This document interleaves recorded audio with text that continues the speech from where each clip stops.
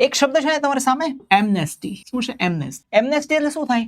રાજકીય ગુના અંગે સાર્વત્રિક માફી આપવી, માંગવી નહીં, સાર્વત્રિક બધાની સામે માફી આપવી અથવા સાધારણ રીતે કોઈને માફી આપવી. ફોરગીવ શબ્દ છે ને એ, પાર્ડન, ફોરગિવનેસ, એબ્સોલ્યુશન, આ બધા એના સિનોનિમ નજીકના શબ્દો છે, સમાનાર્થી શબ્દો છે. હવે એટિમોલોજીમાં જઈએ તો એ એટલે નોટ, ને એટલે મેમોરી, રિમેમ્બર, મતલબ કઈ યાદ ન રાખો, મતલબ માફી આપી દેવી, right? Government forgets the crime, government ગુનો ભૂલી જાય તો સારું છે. હવે ન્યુમોનિક રાઇમ શું છે? આઈ વોઝ નેસ્ટી. નેસ્ટી શબ્દ સમજવા જેવું છે. નેસ્ટી નો અર્થ થાય બેડ, ખરાબ વ્યક્તિને નેસ્ટી, સારા વ્યક્તિને good. I was nasty but I got amnesty, પણ મને માફી મળી ગઈ, હવે હું ફ્રી છું, બરાબર? એમનેસ્ટી એટલે માફી આપી, ઓકે એટલે ઓકે, માફી આપી દીધી. રિલેટેડ શબ્દ શું છે? ક્લેમેન્સી, એ પણ મર્સી, મર્સી એટલે માફી આપી. અને રિપ્રાઇવ, ટેમ્પરરી કોઈ વસ્તુને ભૂલી જવી, રદબાતલ કરી દેવી, એને પણ માફી. એન્ટોનિમ્સ પનિશમેન્ટ, સજા કરવી, આનો સીધો એન્ટોનિમ્સ સજા કરવી. રિટ્રીબ્યુશન અને પેનલ્ટી, બધાનો મતલબ એમ થાય દંડ કરવો, સજા કરવી. એક્ઝામ્પલ જોઈએ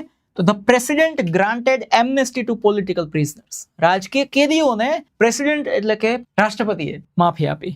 the library offered an amnesty on overdue book fine. ઘણા પેલા લાઇબ્રેરીમાંથી પુસ્તકો લઈ જતા હોય પછી એનો દંડનો ઓવરડ્યુ દંડ થઈ ગયો, ભૈરજ ન હોય, પણ લાઇબ્રેરીએ બધાને માફી આપી દીધી, કોઈ વધારાનો દંડ ભરવાનો નથી. The debates continue over amnesty for undocumented immigrants. આપણા દેશમાં કેમ બાંગ્લાદેશી ઘૂસી જાય છે, અમેરિકામાં ઘણા બધા બીજા ઘૂસી જતા હોય, એવી રીતે જેની પાસે ડોક્યુમેન્ટ ન હોય, ભારતીય હોવાના પુરાવા ના હોય, જે આવી ઘૂસી ગયા છે, એમને માફી આપવા વિશે ઓવર એમનેસ્ટી માફી આપવા વિશે ડિબેટ્સ, ચર્ચાઓ ચાલુ છે. તો એમનેસ્ટી એટલે માફી આપવી, પનિશમેન્ટ, રિટ્રીબ્યુશન અને પેનલ્ટી એટલે દંડ આપ, બરાબર? બે યાદ રાખો.